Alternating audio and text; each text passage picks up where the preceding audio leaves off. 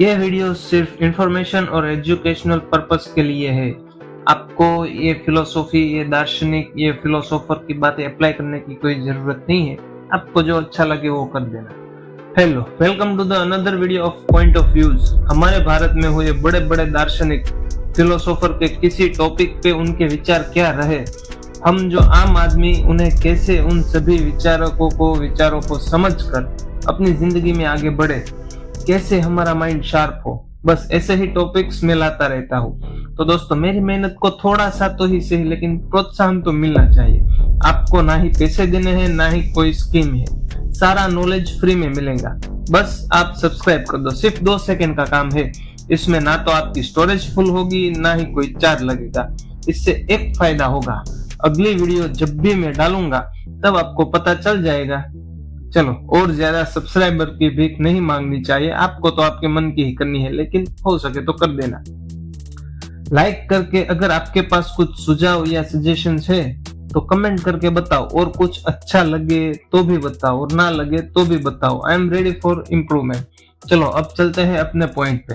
भारत के जैन समाज से आने वाले दार्शनिक और फिलोसोफर ओशो, रजनीश ओशो, जो सिर्फ अपने वक्त तक ही नहीं, अभी भी उनके थॉट्स, उनकी विचारधाराएं लोग मतलब हम घंटों तक सुनते हैं। इन भाई साहब को तर्क के मामले में पछाड़ना मतलब लोहे के चने चबाने वाली बात है। वैसे तो ये एक आध्यात्मिक गुरु थे, लेकिन भाई ये रोल्स रॉयस वाले गुरु है। करोड़पति बाबा, पैसों को लेकर इनका क्या हिसाब रहा, इनकी विचारधारा कैसी रही, जो एक करोड़पति गुरु भी कहे जाने लगे थे। आइए, आपको पहले इन्हीं के शिष्य ने जो सवाल किया था उनके जवाब में ओशो ने क्या कहा पहले वो बताता हूँ। किसी एक डिस्कोर्स के दौरान उनके फॉलोअर्स में से किसी ने ये सवाल पूछा था कि भगवान, आप पश्चिमी यानी वेस्टर्न संस्कृति का इतना ज्यादा समर्थन और भारतीय संस्कृति का इतना विरोध क्यों करते हैं? क्या हमारे महान नैतिक गरिमा को भूल गए हैं? अंग्रेजों ने तो हमें सैकड़ों वर्षों तक लूटा, हमारा खून चूसा और हमारी पवित्र मानसिकता में भोग और विलास के कीटाणु डाल दिए, और आज हमारा यूथ भी वेस्टर्न संस्कृति को अपना रहा है। क्या आपको नहीं लगता हमारे नैतिक मूल्यों को बचाने के लिए आपको कुछ करना चाहिए? फिर भाई साहब ओशो ने उनको बिना डिटर्जेंट के ऐसा धोया है, लेकिन सिर्फ उनके तर्क से। मैं आपको ये प्रोवाइड नहीं कर रहा हूँ, आपको ये नहीं बता रहा है कि आप भी ऐसा सोचे। ये सिर्फ उस शिष्य को समझाने के लिए ओशो ने तर्क दिए थे। जैसे कैंसर को काटने के लिए पहले शरीर को काट के पूरा ऑपरेशन करना पड़ता है, ठीक वैसे। तो ओशो ने जवाब दिया, कौन से नैतिक मूल्य की बात कर रहे हो तुम? तुम्हारे नैतिक मूल्य बिल्कुल ही खोखले हैं। अगर तुम श्री राम और श्री कृष्ण के भीतर से तुम्हारी आस्था, तुम्हारा भक्ति भाव हटा के देखो, क्या तुम उसके कर्मों को सही मानोगे?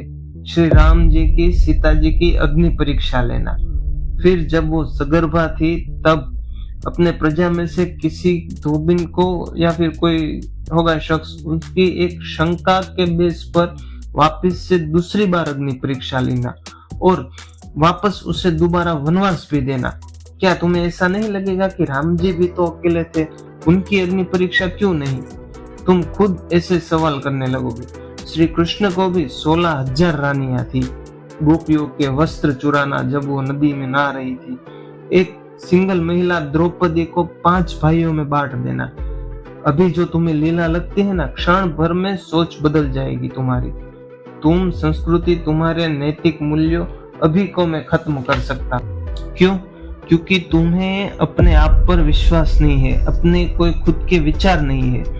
तुम्हें बस बातों में उलझा कर पलटा सकते हैं। तुम्हें क्या लगता है तुम धर्म परिवर्तन नहीं करोगे? अभी क्षण भर में तुम्हारी मानसिकता बदल सकती है, क्योंकि तुम समर्पण के भाव से नहीं, अपने स्वार्थ को लेकर इन सब से जुड़े हो। तुम्हें क्या लगता है अंग्रेजों ने तुम्हें गुलाम बनाया? नहीं, तुम गुलाम बनने को तैयार खड़े थे। तुम्हारी अपनी कोई विचारधारा है ही नहीं, बस जो आया तुम्हें गुलाम बना दिया। क्या तुम्हें लगता है 3 लोग मिलकर 40 लोगों को गुलाम बना सकते हैं? पर ये हुआ, न जाने कितने साल तक हुआ, और आज भी हो रहा है। आज भी तुम गुलाम ही हो। किसी नेता का भाषण सुनते हो तो कहते हो ना ये सही है, फिर दूसरे दिन दूसरों का भाषण सुनोगे तो उसको सही मान लोगे। खुद की कोई सोच है कि नहीं तुम्हारे पास? ऐसा क्यों है पता है? तुम्हारी नींव ही गलत है। तुम्हें आज तक गलत बता बता कर उलझा दिया है। ना तुम इधर के रहे ना उधर के। तुम्हारे कहे जाने वाले कथाकथित गुरुओं ने तुम्हें उलझाया है। तुम्हारे नैतिक मूल्यों ने तुम्हें उलझाया है। कैसे? तो सुनो, तुम्हें गुरुओं ने ही कहा है और कहते आ रहे हैं कि रुपया, पैसा, वासना सब मोह माया है। तुम्हें सिर्फ सत्संग करना चाहिए, भक्ति करनी चाहिए। जो भी होता है ऊपर वाले की मर्जी मान के चलो। इस हिसाब से तो तुम्हें गुलाम भी ऊपर वाले ने बनाया है, तो अंग्रेजों को दोष क्यों दे रहे हो? तुम्हारा मन चाहता है वासना की तृप्ति, तुम चाहते हो पैसा, मगर ये सब पर मोह माया का लेबल लगाकर इसे गलत सिद्ध कर दिया।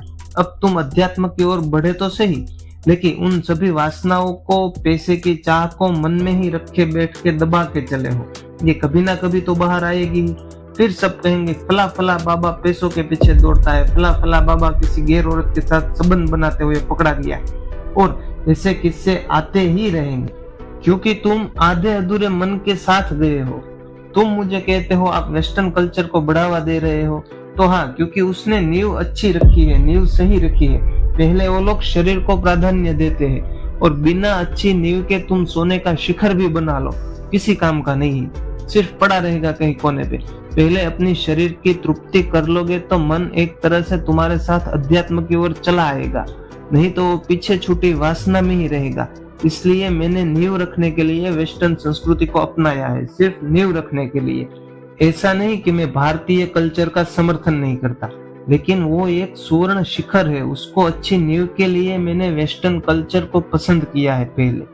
मुझे पहले ये देख लेना है कि काम में, शरीर में ऐसा क्या है, क्या मुझे उससे कुछ लाभ मिल सकता है। बाद में मुझे अपने आप ही पता चल जाएगा। मुझे अध्यात्म की ओर जाना नहीं पड़ेगा, मुझे अपने आप ही अध्यात्म की ओर खींचा होगा। और ये सब क्रिश्चियन, जैन, मुस्लिम, हिंदू मेरा इसीलिए तो विरोध कर रहे हैं।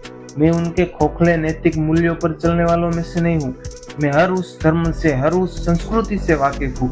इसलिए मैं सबका इस्तेमाल करके एक हाईवे बना रहा हूँ, एक राजमार्ग बना रहा हूँ। भोग विलास भी अमूल्य है और अध्यात्म भी, लेकिन तब तक जब तक तुम तन, मन और धन सबसे समर्पण कर दो। और भोग और विलास को समर्पण से तुम अपना लोगे, फिर एक वक्त आ जाएगा जब तुम्हारा मन तुम्हें खुद कहेगा कि तुम हो कौन, तुम्हारे इस जीवन को लेके प्रयोजन क्या है। तभी मैं अपना पूरा समर्पण अध्यात्म को सौंप सकता हूँ। आधे अधूरे मन से ध्यान नहीं हो पाता, भक्ति नहीं हो पाती। पैसों से मन भरेगा तभी तो तुम्हें पता चलेगा कि मैं इस पैसों को समाज के लिए कैसे इस्तेमाल करूं, वरना तुम उस पैसों के गुलाम ही बने रहोगे। तो सब करके देख लो, उसके बाद ही वो निष्ठा, वो श्रद्धा तुम ला सकते। अभी आप शायद समझ गए होंगे कि ओशो को हमारे धर्म गुरुओं, उनके जैन समाज ने क्यों विरोध किया। उनका रास्ता उन्होंने खुद बनाया था। वो सो कॉल्ड बाबाओं के प्रवचन के गुलाम बनकर नहीं सुनते थे, वो अपने दिमाग को खोलकर सबको सुना और पढ़ा करते थे। फिर उन्होंने अपना रास्ता बनाया और उस नींव को रखने के लिए, उस सुवर्ण शिखर को जिस नींव पे रखना है उसको रखने के लिए मटेरियलिज्म को अपनाया।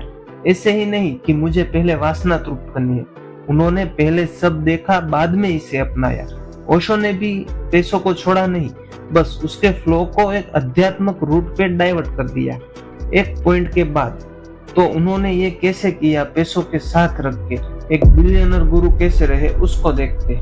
ओशो कहते थे जो भी तुम्हें पैसों से दूर रख रहा है वो तुम्हारी स्वतंत्रता को मार रहा है, तुम्हारी स्वतंत्रता वो चुरा रहा है। तुम हर दिन पैसा कमाने के लिए जाते हो, पूरा दिन पैसों के लिए मेहनत करके रात को सोने से ठीक पहले ये सोचते हो मैं तो कितना स्वार्थी हूँ, परमार्थ को छोड़कर सिर्फ पैसों के पीछे पड़ा हूँ। ऐसा क्यों हो रहा है पता है? तुम्हें ये सब तुम्हारे कथाकथित गुरुओं ने सिखाया है कि पैसा छोटी चीज है, आत्मा ही बड़ी चीज है। लेकिन आत्मा को समझने के लिए पेट भी तो भरा होना चाहिए। पर क्या तुमने कभी ये सोचा कि वो जो तुम्हें ज्ञान दे रहे हैं उन्होंने पैसा छोड़ा? The moment you renounce money, money became more important than ever, because now you are obsessed with its absence. मतलब पैसों से तब भी तुम बंधे हो जब तुम उससे भागने की कोशिश कर रहे हो। तुम्हारी कंडीशनिंग ही ऐसी कर दी है कि अब तुम्हें लगने लगा है कि पैसा मतलब अध्यात्म का विरोधी। Wealth is a means, a powerful one, but you are thought to fear power. ये सबसे खतरनाक झूठ है जो तुम्हारे मेंटोर ने, तुम्हारे समाज ने तुम्हें सिखाया या बताया है। उन्होंने क्या बताया कि देखो, सुदामा, नरसिंह मेहता, तुकाराम, सेन महाराज, ये सब गरीब थे लेकिन भगवान उससे मिले। और अगर आप मेरी सुनो तो क्या ये एग्जाम्पल भी सही नहीं है कि भगवान का जन्म कहाँ हुआ, कैसे घर में हुआ? राजाओं के घर में। दशरथ, वासुदेव, ये कौन थे? बुद्ध के पिता कौन थे? वो भी तो एक राजा थे। क्या ये एग्जाम्पल सही नहीं हो सकता? तुम्हें गरीब इसलिए बनाया कि तुम्हें कंट्रोल किया जा सके। तुम्हारे पास पैसा होता तो तुम उसे कंट्रोल कर लेते, क्योंकि जिसके पास पैसा नहीं उसके पास चॉइस नहीं होती, और जब चॉइस नहीं होती तो आपका धर्म भी बोरोड है। Only the rich man can afford to be spiritual because he can say no to the world without escaping it. पैसा ना ही अच्छा और ना ही बुरा है, वो एक पावरफुल टूल है, एक शक्तिशाली वेपन है। तुम उसका इस्तेमाल कैसे करते हो सब उस पर डिपेंड करता है। तुम ही देख लो, तुम्हारे पास पैसा नहीं तो कोई भी बड़े बड़े आश्रम जो लेकर बैठे हैं वो सारे गुरु को सिर्फ देखने के लिए मिलेगा, उनकी बातें सुनने को मिलेगी, बातें हो नहीं पाएगी। अपने आध्यात्म के रास्ते को कैसे सुनिश्चित कर सके ये सब नहीं होगा, सिर्फ उसको सुनना पड़ेगा।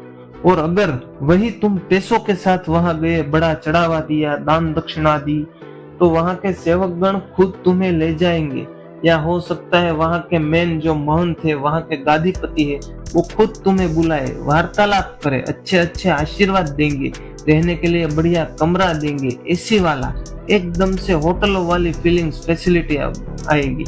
वही तुम पैसों के बिना जाओ तो उसी कंपाउंड के, उसी आश्रम के किसी कंपाउंड के कोने में पड़े होंगे अपनी चटाई डाल।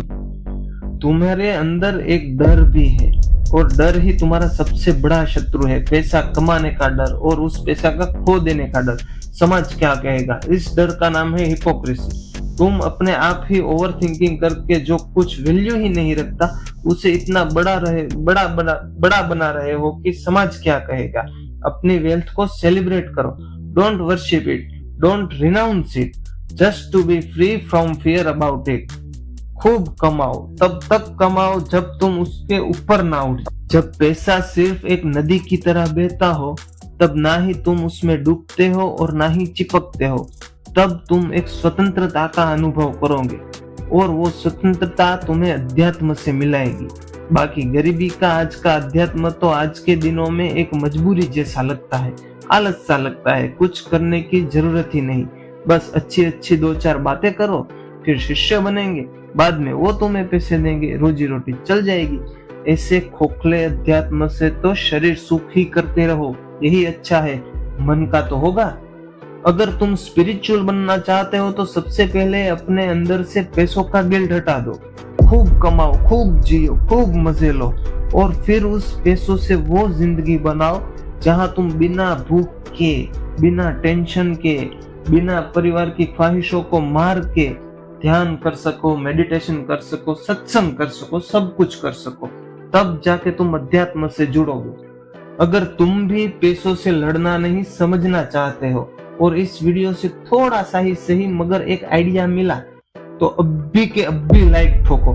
कमेंट में बताओ क्या अच्छा था, क्या नहीं था, क्या इम्प्रूवमेंट होनी चाहिए, सब बताओ। मुझे भी तो कुछ सीखना समझना है, मैं भी तो आप ही की तरह एक आम आदमी हूँ।